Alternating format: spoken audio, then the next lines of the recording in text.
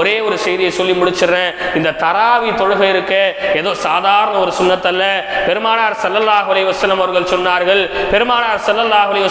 சொன்னார்கள், அல்லாஹ் ரப்புல் ஆலமீன் ஃபரல சியாம ரமலான் அலைக்கும், ரமலான் மாதத்தில் நோன்பு வைப்பதை அல்லாஹ் உங்கள் மீது கட்டாய கடமையாக்கினான். அந்த இரவிலே நின்று வணங்குவதை நான் உங்களுக்கு சுன்னத்தாக்கினேன்.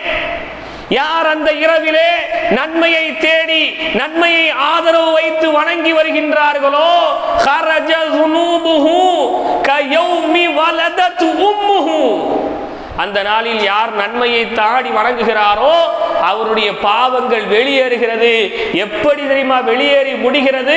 அவளுடைய தாய் அவனை பெற்றெடுக்கும் போது எப்படி பாவங்கள் அறியாமல் பரிசுத்தமானவனாக இருந்தானோ அதுபோன்று அவன் மாறிவிடுகின்றான் என்று அல்லாஹ்